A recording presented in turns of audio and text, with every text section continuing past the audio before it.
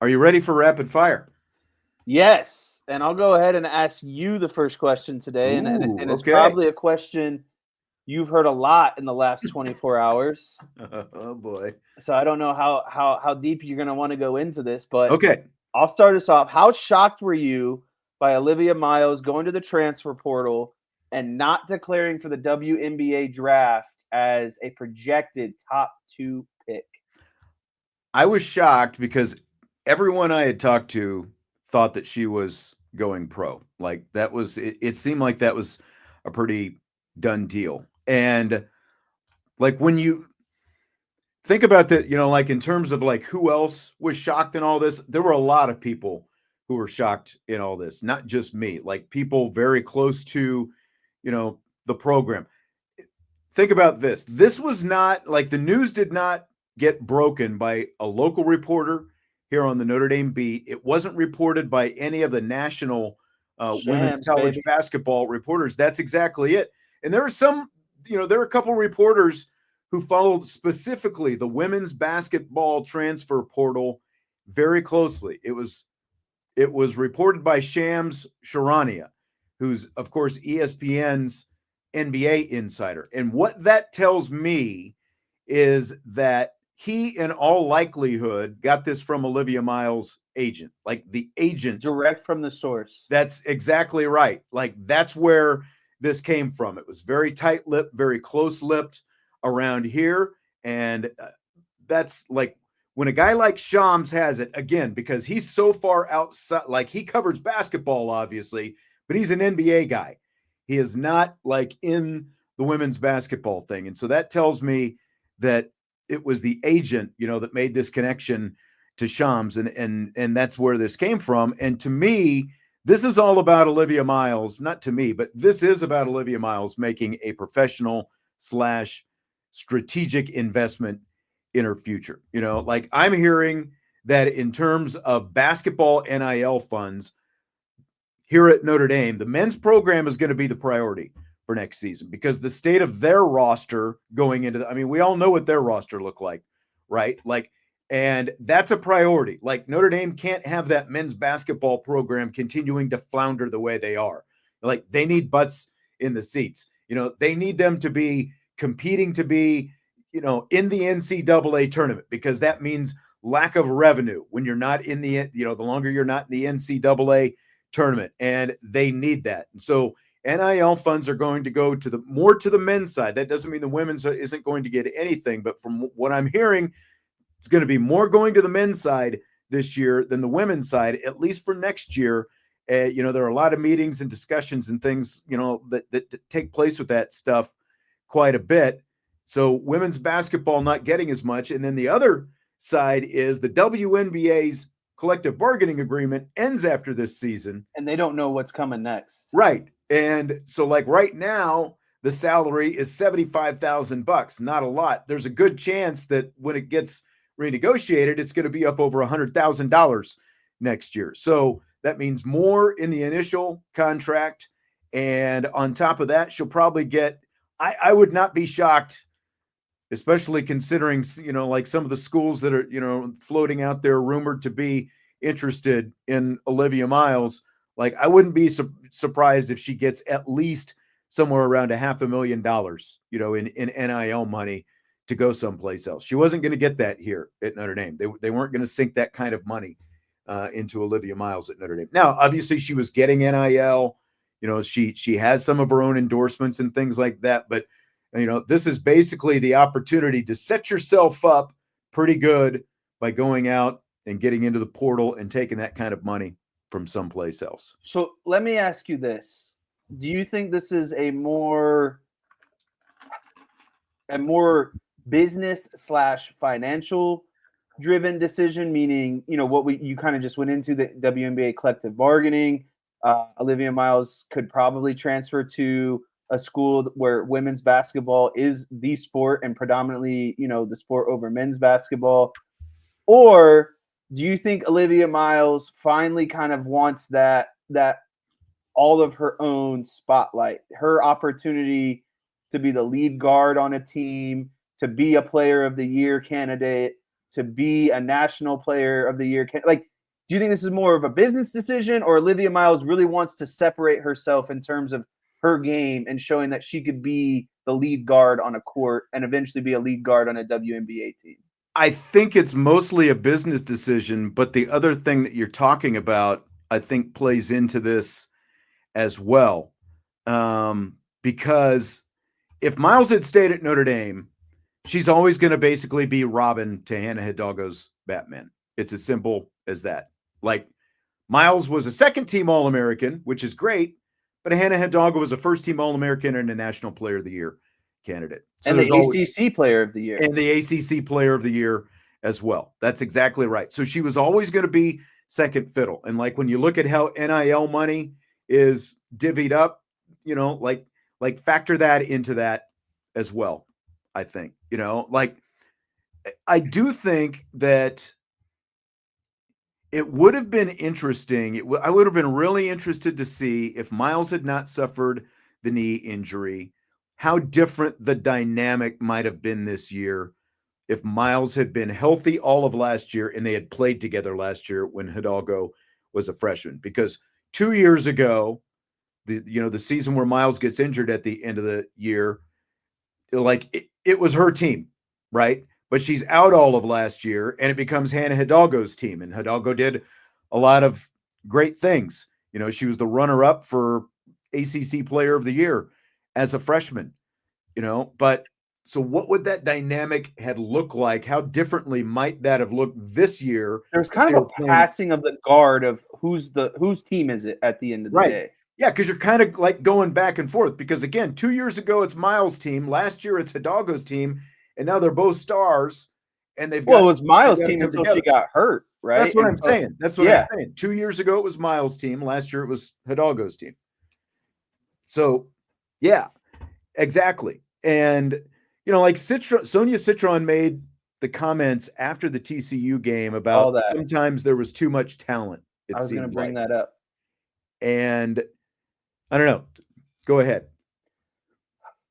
I think that's a nice way of saying a completely different issue at the end of the day. Like when you say there's too much talent, basically what you're saying is you got 3 guards on a court and we all don't know how to share the ball.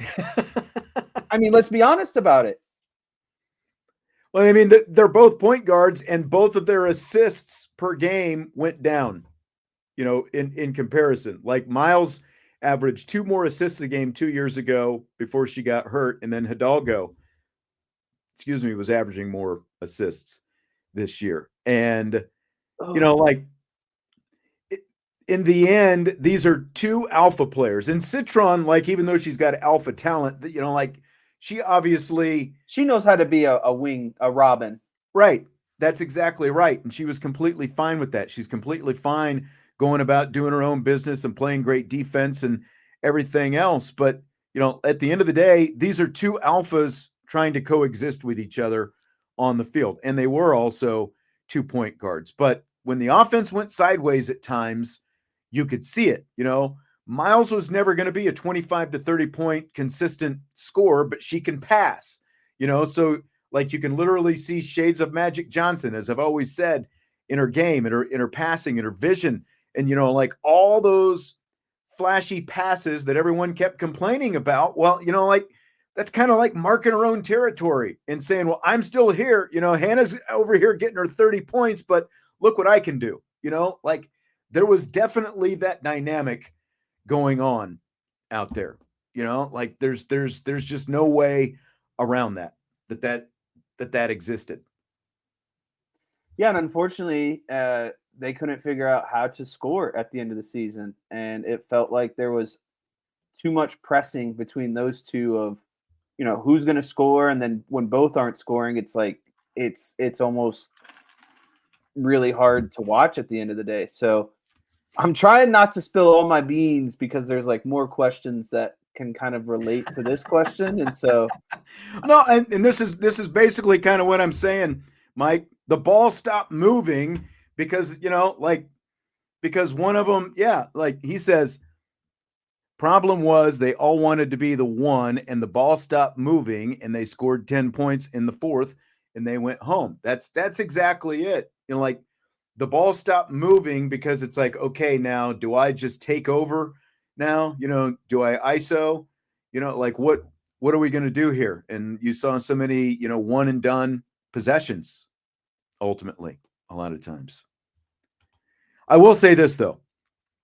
She's not going into the portal because she's decided Niele Ivey's a bad coach. I will say that. And that's fan disgruntlement is what it is. And I know that, like some of this other stuff added on top of it don't make it look great. But I mean, that is basically like trying to make one equal the other is just basically transactional fan thinking, and it's completely counter to the way Ivey feels about the players and how most of the players feel about Ivey. You might not like the fact that Ivey gives the players so much freedom to play their games and do their thing, but why would that bother the players? Why would that bother the players? And it's not about the end result of the season. I think what would really frustrate me in Olivia Miles' case is I think she was okay with Hannah doing her thing and scoring the points and all that stuff. But Hannah never knew when to take her foot off the pedal when she was having a bad game. Right. And I think that was their biggest downfall. And in the biggest games towards the end of the season, Hannah had her worst games, and she could never take her foot off the pedal. You were at the Pittsburgh game. Do you remember what happened in the Pittsburgh game? There was a lot of stuff that happened at the Pittsburgh game. Well, Olivia Miles hit 8 3-pointers. Yes, I do remember that. Game. And Hannah Hidalgo, to that point, I think that was her worst game of the season. And she was very visibly frustrated, even though they were dominating Pittsburgh. They shellacked Pittsburgh that night. Like, it was not even close how bad they beat Pittsburgh that night. They beat them by like 32 points or something. Right. All right. So, man, there's so many layers to this thing. Like, I think that Van List's comments after the game also didn't help at all, talking about the maturity of certain players on the team. What did she say? I don't even think I saw that. I think she basically said, when it comes down to it, our team is more mature than theirs, and it showed. Interesting. That was kind of the synopsis of that. But, I mean, again, you know what? Let's just move on to the next question, because I'm going to say some stuff that I don't want to necessarily Man, can unload on both barrels, huh? Fill in the blank. We should remember this Notre Dame women's basketball season as blank. A letdown. As much as I don't want to say that, it was a letdown. And the reason why I say it's a letdown is because in Niele Ivey's first season, they made it to the Sweet 16. This season, they made it to the Sweet 16. This year was like this. Niele Ivey's tenure was built up for this season. And for the amount of talent that they had this season, it's just a huge letdown to not get past the Sweet 16, considering they were the number one team in the country at one point. They had a 19-game winning streak at one point. Like, they looked like on top of the world, like one of the best teams in the entire country, right? And so to lose in the Sweet 16 is a huge letdown because, again, Niele Ivey has now done this 4 years in a row, Sweet 16 and done. But this year's roster was so much better than any of the last 3 years. Yeah. That it has to be considered a letdown. It was a loaded roster between the fact that you had both Miles and Hidalgo and Sonia Citron and Maddie Westbeld and Leah King and Kate Koval, the freshman, and Liza Carlin. Like Liza Carlin was an all Big East player at Marquette last year, and she was slowed a little bit by injury herself, but she had some really good flashes over the course of the season. Maddie Westbeld obviously has been an all ACC performer, and Citron and Miles and Hidalgo all were as well. You had 3 All-Americans on this team. I don't know if anybody else in the country had 3 All-Americans on their team. I'd have to go back and look, but you had, again, a first-team All-American, a second-team All-American, an honorable mention All-American. It's a huge lost opportunity is what it is, because now, as we've already seen, the roster is completely turned over And all of that, all of those great players that you had, it is gone. And yeah, John, this was kind of my next point. They've got wins over two teams that are in the Final Four right now. They played 5 Elite 8 teams, and they have wins over 4 teams that made it to the Elite 8 this season, but they were out by the Sweet 16.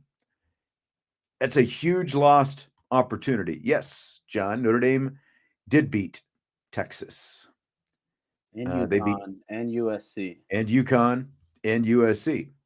Thank you very much for the super chat there, or the sticker, Anthony. It's been a while since we've seen you. Glad to have you back once again tonight, Anthony Solomon. So a huge lost opportunity is what this season is. And yeah, Joseph, underachieved. They underachieved. There's just no way to get around that. See, Kenneth James also brings up a good point about the Olivia situation. All of her friends that she came in with are also leaving. Yeah. Maddie Westfeld's her best friend, and she and Citron obviously came in together. They've been here. Those two are both gone now. And so it's like a completely, like, the team, again, even if she stayed here, the team that she was going to be here with was going to look just a lot different. Your friends are gone. It's going to be some sort of a rebuild, and you're sharing the court with a player that a lot of people are saying you don't necessarily get along with. So, it's I'm more shocked that she foregone the WNBA and decided the portal was her move. That's the part that's shocking to me.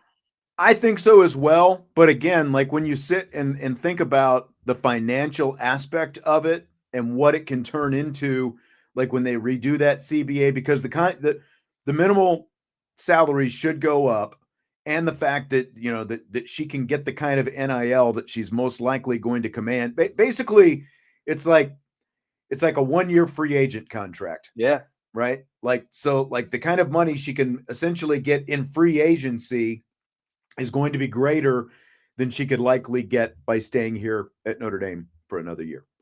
And she gets to be probably the front runner of whatever team she goes to. She's going to be the player. Right. And that I think is very important as well. And that all that does is continue, to build her brand, build herself, give herself more value going forward. Which is crazy because, like, you were still going to be like the number 2 pick. Like, to me, this shows, unfortunately, as much as we want to talk about Olivia Miles, if the WNBA was in better shape right now, this wouldn't be a conversation. It's really, it's sad where the WNBA is kind of at right now. Exactly. That's why the women obviously stay in college for 4 years, because the WNBA compared to the NBA are in 2 completely different situations. Because the women, there's more incentive to stay in school and get their degree, because the money for a WNBA contract is a fraction of what the rookies in the NBA are getting, and again, like, that's why it also benefits Olivia Miles to get that big NIL bag, grab it, bank it, and have that going for, because like think about it. Even it's, let's say the CBA goes up to $100,000. Is it a multi-million like an NBA contract? No, but whatever Olivia Miles gets in her NIL this year, she can go out, buy a car, put the rest of the money in the bank, all these other endorsement money and whatever else, put it in the bank, and you're still you've got like $100,000 a year or whatever to live on.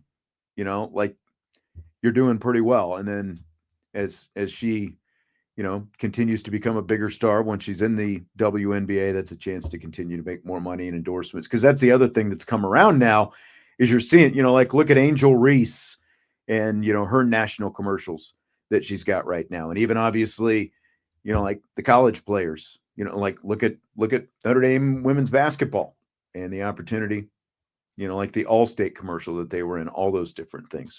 It's at least getting better for them. Okay, Jess. So, hot seat talk Relative to Notre Dame women's basketball, overreaction or legit? I don't want to get on here and say this, but I have to be honest. And a lot of it goes back to kind of what I like. My rationale for this is I believe a hot seat is warranted. And that doesn't necessarily mean I'm calling for a job or saying that these things need to happen or they need to be fired or that sort of thing. But when you 4 years in a row have the exact same result and your roster has consistently gotten better every year, and there were a lot of expectations, and that's the hard part about this is expectations are generated by everyone who's not on that team and playing the games. Correct. And so you can build up and say, well, yeah, the expectation was Final Four. That's a lofty expectation. At the end, it's still hard to get down to the Final Four at the end of the day. But falling short at the Sweet 16 for a fourth year is unacceptable, in my opinion, considering this roster is far better than the roster that she had in year one, but you're still getting the same result. And so I'm not calling for the job. I think the seat is getting warm. It's preheating. And I think a conversation is at least warranted to see where things went wrong. Just a conversation, like I think Niele needs to grow as a coach and use this season as an opportunity because I guarantee there's no one more upset and frustrated right now than Niele Ivey with how the season has ended. Exactly. Where things are happening in the transfer report. Like Niele Ivey is a great person, a great coach, and uber competitive. And so I guarantee she has, stayed up late at night, thought about the TCU game, thought about the Florida State game, thought about the North Carolina State game that went to multiple, like all those games she's reliving in her head. I needed more out of this season to comfortably say it's not an overreaction. I hear what you're saying. I do think it's an overreaction. And look, it took Muffet McGraw 10 years to get to her first Final Four. And it's hard. It's hard at the end of the day. Right. And then after winning their first championship, it took them 10 more years to get back to another Final Four. The year after winning the 2001 national championship, they were an 8 seed playing at Tennessee the next year when Pat Summitt was still there and Tennessee was still a national power. I can't remember if they won. I think UConn actually won the national championship that year. But then the next year after that in 2003, they were an 11 seed. 2 years after winning the national championship, Muffet McGraw's team was an 11 seed. Now that team actually overachieved and made it into the Sweet 16, but there were plenty of early exits, first round exits, second round exits, all that kind of stuff. Like go across the board. It took Gino Auriemma 6 years to go to his first Final Four, 10 to win his first championship. Took Dean Smith 21 years to win his first championship, So the thing about Niele Ivey is she is a first-time head coach. And you knew, again, very similar to Marcus Freeman, there was going to be a learning curve. There's going to be lumps along the way. Along with that. Yeah, that there would be some lumps that came along the way. But, again, like go back to the gap between Muffet McGraw's first national championship and their next Final Four.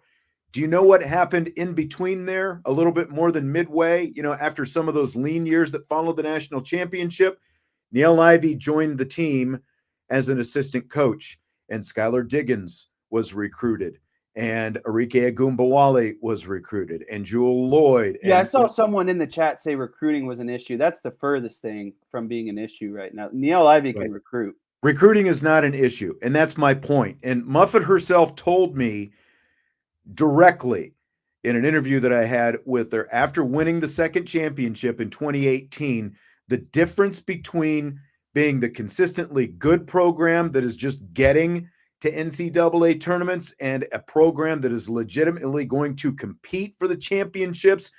Like, it's not about the X and O and the coaching. It's about recruiting the elite players. And that's what you have in Niele Ivey. So if anyone is anxious to pull the trigger with Niele Ivey right now. Well, what's going to happen to your recruiting if Niele Ivey is gone and you've got another coach? Like you can probably get, you would be able to get, you'd get some good coaches. There'd be like a nice list of coaches. But if you look at the women's game right now, there are maybe 6 or 7 coaches who I would call elite recruiters. And Niele Ivey is one of those 6 or 7. You go Ivy, you go Gino, you go Don Staley, obviously, you go Lindsey Gottlieb at USC, you go Vic Schaefer down at Texas. I'm trying to think. There's probably Kim Mulkey. You have to include that, her on that list, whether you like her or not. And that's probably pretty much it, unless there's somebody I'm not thinking of. There are not very many who fall into that elite recruiting category, and year in and year out, not just right. one hit wonders. Exactly, because look, you've got Citron, and you've got Miles, and you've got Hidalgo. You had Koval too, and you've got you had Koval, but you obviously recruited her and signed her. That's exactly right. So, and that was like when Ivy was an assistant and Muffet McGraw was the coach. I mean, you had a coach who obviously had a lot more experience, and she was the X and O person, and Niele Ivey, helped her, fill up on the elite players that started coming in. Now, I want to know, like, what's the extreme dysfunctionality, John? Like, explain that to me, because I get to peek behind the curtain quite a bit, and I don't see dysfunction going on behind the curtain that most people don't get to see. Like, I'm not, again, like if all you're doing is looking at the past 2 days and you see 3 players going to the transfer portal, well, yeah, it looks bad. But like, look at the track record of the last 5 years. After Ivey's first year, you saw some players she inherited enter the portal. And, like some of them were, it was a little bit good riddance, to be quite honest. And like what they've done in the places that they went to play, it didn't really amount to a whole lot. Then the next year you saw a couple more. And then really until last year, when Nat Marshall decided to transfer to Miami, they went a couple years without one player going into the portal. So like, I don't see the dysfunction that you're talking about. We're talking about right now, kind of like everything looks worse because of all these players that you're losing to graduation and expiring eligibility. And then you have a couple players hit the portal, and it definitely looks like alarm bells, but I don't see alarm bells. And like if you're looking at, like what you're going to do next, TCU had 9 players on their roster who came to them via the transfer portal in the last 2 years, and they just went to the Elite 8. So it's not like you can't win by putting your roster together that way. Obviously don't want to be doing that every year. And I know that, a lot of people aren't satisfied with the fact it's like, what's up with the one player, recruiting class and that kind of stuff. I mean, that is, like that is part of why you are where you are right now. But the other side of that is, if you go out and you give a couple roster spots to players who are, not 5-star, they're like 4-star or even below, you end up with Abby Prohaska in your starting lineup. Like, nothing against Abby Prohaska, great attitude and all that kind of stuff. She hit the transfer portal as well, but that's what you end up with when you settle for those kind of players just to fill a roster spot. That's what you end up with in your starting lineup. And then you're consistently, instead of even getting to the Sweet 16, all of a sudden you're a first and second round team, because that's what you've got on your roster. Yeah, I agree. I think the number one thing I need to see from Niele Ivey between now and next season is a lot of self-reflection. And to be honest with you, maybe it's kind of time to shake things up or trim off the fat a little bit and bring in a little bit new perspective and that sort of thing. I think that there are certain areas on the team where they can definitely get better. And I think that's up to Niele Ivey to do some self-reflection and decide, it's kind of time to be a little bit more stern. And that's what we saw from Marcus Freeman when he really kind of turned the corner. I feel like is he kind of cut off that fat a little bit, brought in more of guys that he knew were going to get the job done at different position coaching. levels, and they kind of, they were all in the same mindset, and they all had the same goal.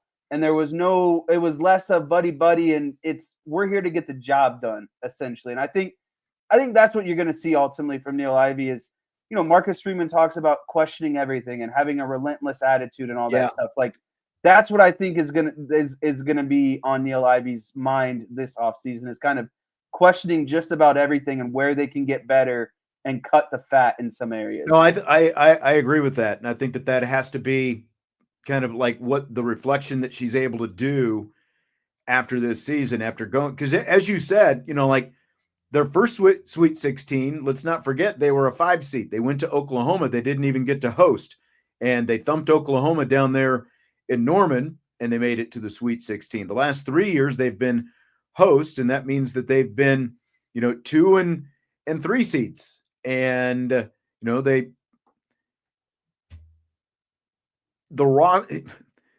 so I guess the point is, and I think that you've said this, the roster that they had this year was better overall than any of the previous 3 rosters. And so that's what makes this situation so hard right now. Right. And that's why I think that as the head coach, you have to sit back and, challenge everything. To your point. Yeah. You have to evaluate everything. How am I doing things? How are my assistant coaches doing things? How are we preparing? How are we, practicing off season, strength and conditioning, like all of it. Right. And there might be some tough decisions that you have to make. That's exactly right. But if you are serious about making that next step, and losing this past round really upset you and dug as deep as it should, then you have to make those tough decisions, because you're the head coach of one of the premier basketball programs in the entire country. Casey said, and, in case you missed it at the top of the show, Kate Koval and Emma Risch both hit the portal today as well. Casey said that Kate should have played more. Their games where she had 4 minutes more and that's like, she was in the starting lineup. She had 5 block shots against Texas in the win over Texas. That was back in December, but that was before Maddie Westbeld and Liza Carlin, both came back.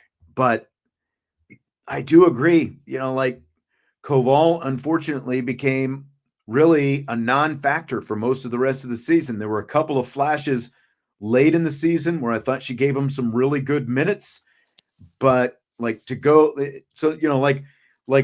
at her psyche, it's like she went from being a starter to like deep bench player. And that probably, played a role in her decision today. You were considered probably the top big recruit in the country. You came in, you did everything you were supposed to. You had a starting spot, and then halfway through the season, you went from a starter, from someone who has very dwindling minutes just about every game, and then you couldn't hardly work your way back into the court. I don't know if they lost trust in her, if her conditioning became an issue, what it was, if they felt like, with the guards, they wanted a lineup that could more run up and down the court. So they went more, with a kind of an athletic and Carlin and King type situation. But it's just really hard to say. I'm sure it all kind of factors into it at the end of the day. Yeah, I think that just the way, like that, the post positions, they got Lauren Ebo out of the portal a couple of years ago. They got Kylie Watson a couple of years ago out of the portal. I think they both came in at the same time, and then Watson was obviously hurt. And again, Koval was like the first, she's the first true post player of the 5 years that Niele Ivey has been here, really 4 recruiting cycles, but the first post player that that they've been able to sign. And obviously she was a literally and figuratively a big one, 6'5". And the fact that she was the number 1 rated post player in the country, number 5 player overall. Now, again, like the way the team was built,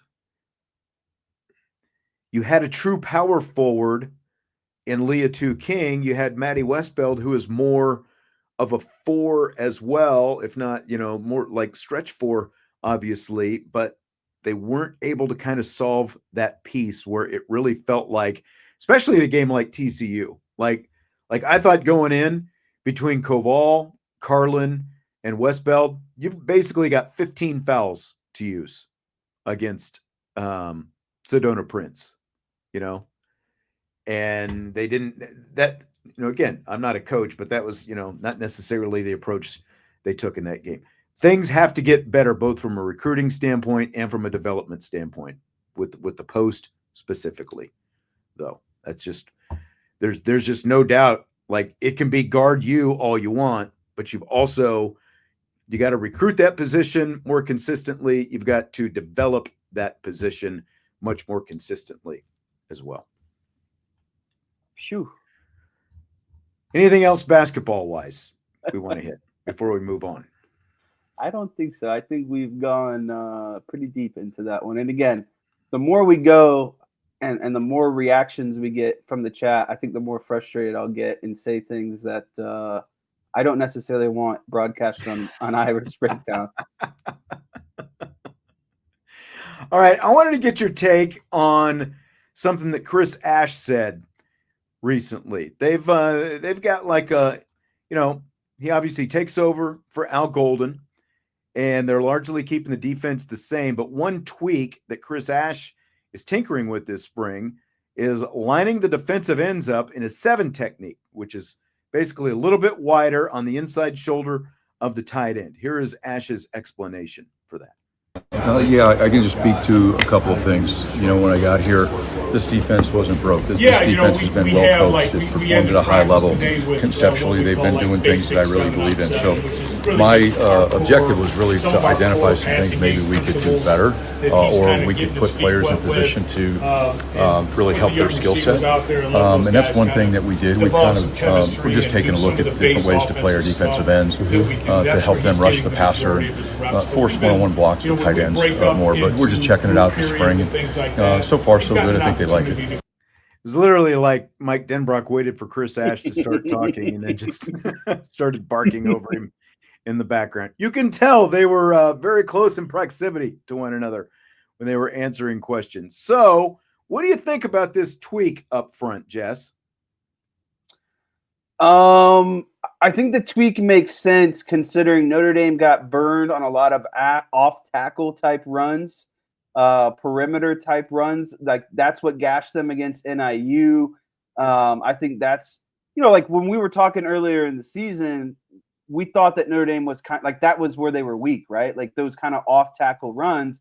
And to me, if you're Chris Ash coming in and you're watching film and you're looking at things that you might want to tweak, the outside perimeter run is one of those things. Like, don't get me wrong, Notre Dame had great safeties coming down, but outside of that, like, they got burned on the edge. Like, if they were to get burned in the run game, it was usually on the perimeter or off those kind of off tackle veer type concepts, basically. And so right. when you introduce a 7 technique, you're basically putting that end man on the line of scrimmage on the inside shoulder of the tight end or the outside shoulder of the tackle. And so, yeah, like, it makes sense to me, but hopefully, obviously you don't want to, lose interior run because of it. It's a balance, right? And so, that's I think the cool part about Chris Ash coming in is he's fresh eyes and fresh perspective on things that you're not necessarily overhauling, but you're finding little things to tweak here and there to kind of take you to the next level. Exactly. I think it's an interesting little move, and again, a subtle tweak to see if maybe they are kind of able to shore that stuff up, because he talked about the fact that can help you in run support as well. Kind of like getting that body a little bit farther outside, and again, something that they are tweaking during the spring, and I think seeing exactly how it works if they do, if it does what they think it's going to do. So be interesting to see, excuse me, if they keep that going forward once they get into fall camp and the season as well. Fill in the blank. Stanford hiring Frank Reich as interim head coach after firing Troy Taylor last week. Is blank. Is an Andrew Luck hire? I mean, let's be real. What's the connection? Andrew Luck, that was Frank Reich was a head. I needed a head coach, and so I went out and I brought in Frank Reich. Frank Reich is a guy that, has a track record of not only being an NFL coach, but he was a successful offensive coordinator, quarterbacks coach, that sort of thing. And he was the head coach of the Colts in Andrew Luck's last season in 2018. They had a good season. Obviously, we all know Andrew Luck decided to retire after that season. And so, to me, if you're in a pinch and you need a guy who's got a lot of head coaching experience, is kind of maybe in some murky waters right now because of, how his coaching career maybe ended or the lack of success he had, in Carolina, but he's still a trustworthy guy. He's going to help you bridge the gap in this one season because they're likely just going to hire a new coach after this season.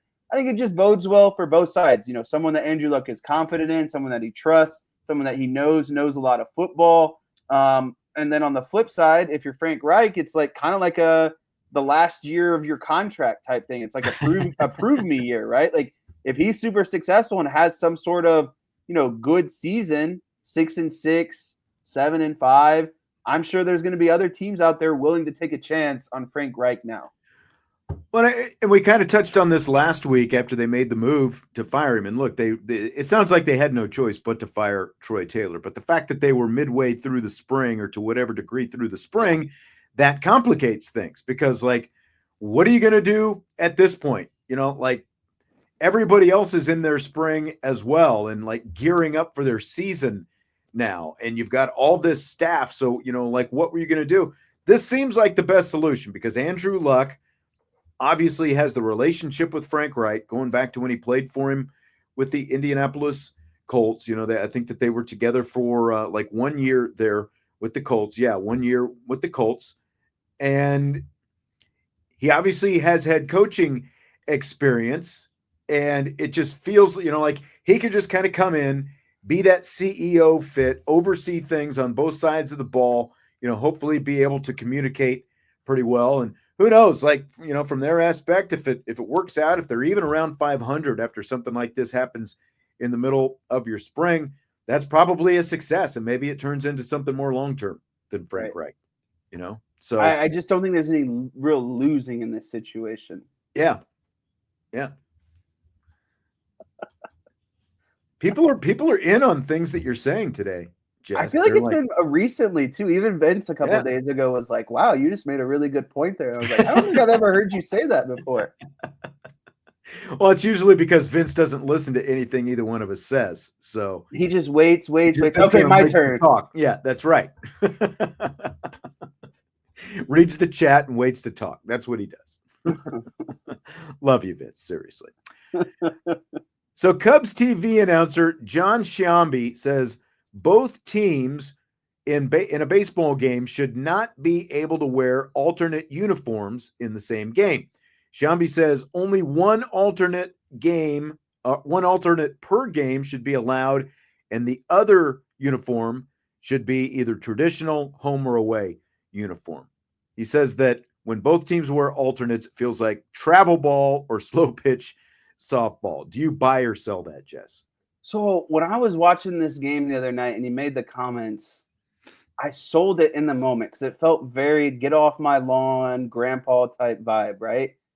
But then the more I sat back and thought about it, I'm a full buy on this. And the reason why is it's professional. We're professional baseball players at this point. And I don't need, and honestly, I think this could go beyond just baseball. I think this could imply to basketball. I think this could imply to football. If you're playing a standard game inside, one team's home, one team's away, no neutral site, I'm buying that one team should only be allowed to wear the alternates. It shouldn't be a highlighter fest. It shouldn't be let me wear my cool uniforms all the time. If you're the home team and you decide to wear the alternate, then the away team should wear their traditional ways. Yeah, but like if it's a throwback uniform, don't you want both teams wearing throwback uniforms? Like I'd be sitting there the whole time going, man, I wish my team was wearing the throwback uniform instead of the other team. Like it would look pretty cool. I mean, under no particular setting, like it's not throwback night, it's not City Connect night, just a random Tuesday night game. I kind of agree with this. I don't see the need for both teams to wear their bright, alternate, colorful uniforms. Like if the home team wants to wear their alternate, cool. That means the away team wears their traditional ways. If the home team forgoes their traditional, or if they just want to wear their traditional home jerseys and forego the alternate, then you give the road team the option to wear the alternate jersey. But both of them wearing the alternate jersey feels like it's less professional. And I agree. It feels like travel baseball or a slow pitch, slugfest where guys can wear bright green or bright pink or bright orange uniforms. Like, I don't know. Maybe I'm turning into a grandpa, but at the end of the day, yes, you are. This is like you're barking right up Vince's alley. I feel like you're right on his heels. And the thing is like most of the time I don't agree with John Sciambi, and I think he is a bit of the get off my lawn guy. But I agree with this. I like the old school. You either wear the alternate or you wear the traditional home and away. So this is a sell for me. I'm completely opposite of you. I think both teams should be wearing it. Like, what's the purpose in one team wearing an alternate uniform if the other team is not going to wear an alternate uniform? Now, like you mentioned, the City Connect, I think those are the dumbest, most hideous uniforms that have ever been created, but they're probably more for young people like you. Like, do you like the City Connect uniforms in general? Yeah, I do. See, I don't.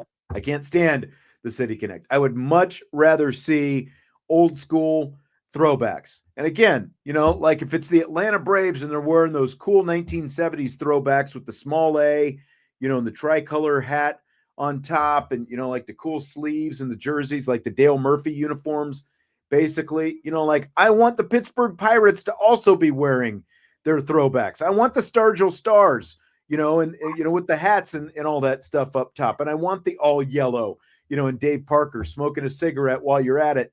Like that's what I want for my throwback baseball uniforms. If one team is wearing them, I want both teams wearing them. And really it's the same in football as well. I don't want one team wearing an alternate, like I don't want the Green Bay Packers wearing those hideous looking, like blue tan uniforms.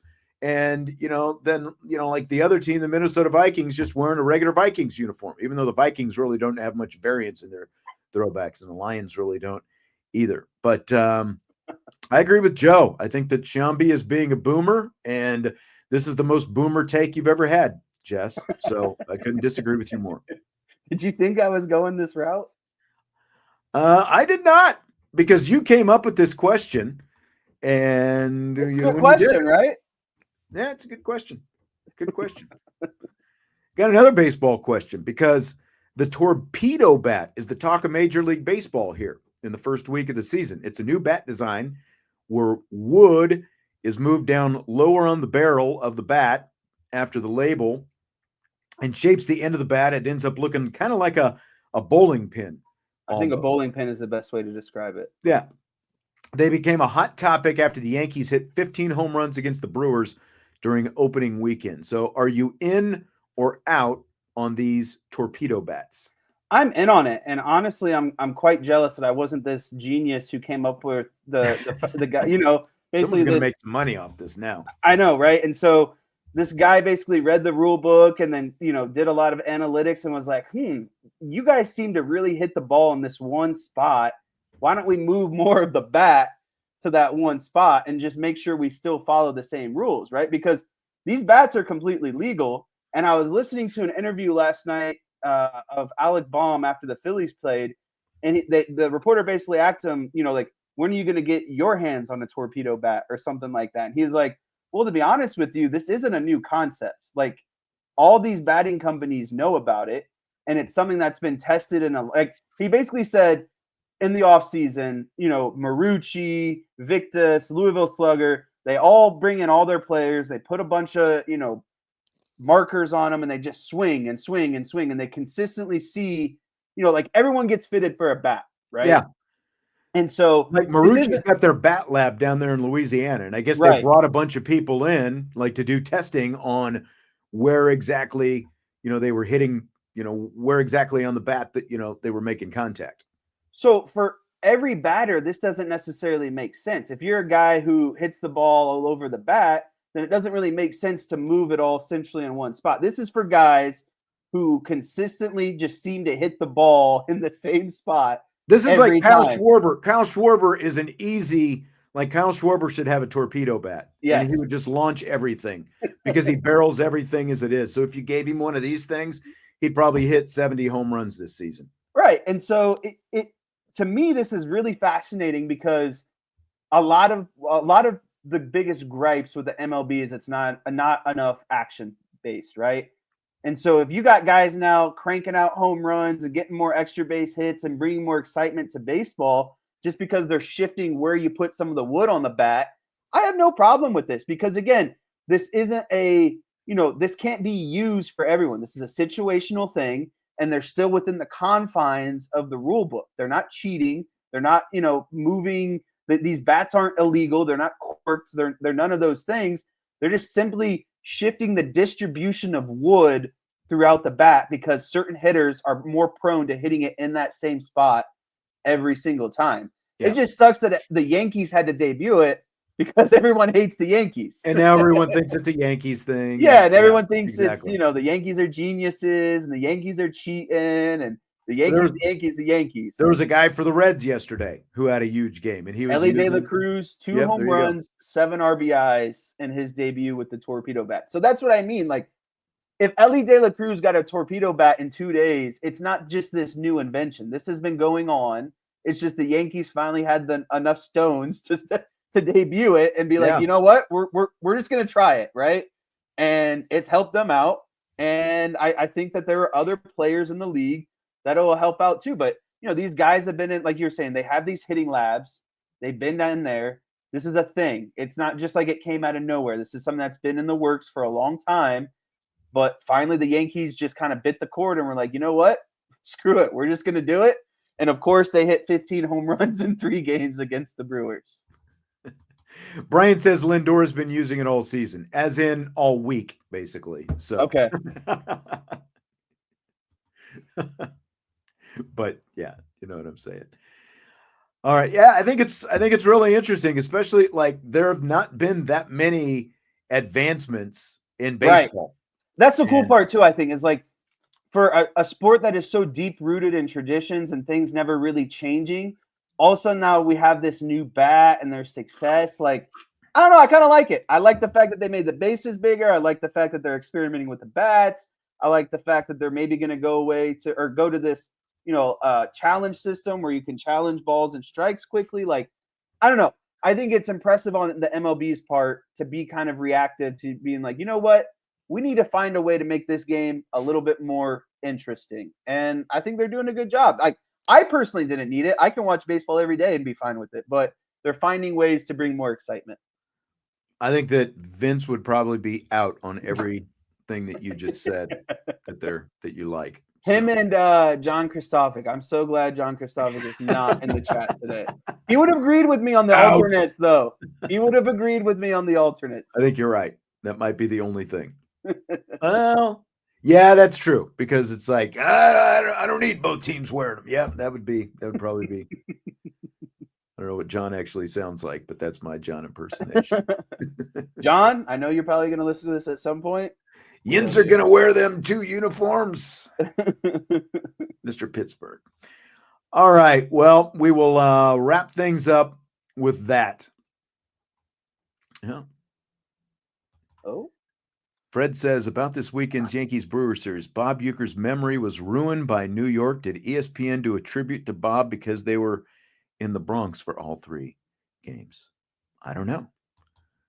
I didn't see any of those games, so I could not answer that question, unfortunately. Let me get back to you, Fred. Yeah. Maybe when they get, I'm sure when they get to Milwaukee, they'll do plenty. I'm sure on the Milwaukee broadcast, they've done plenty for Bob Uecker as well. All right, so now we're going to wrap things up with that. Man, Fred, coming in hot right at the end. Man, just dropping a big bomb there. Hit the like button before you leave. We will be back tomorrow. We will talk to you then on Ivy Nation Sports Talk.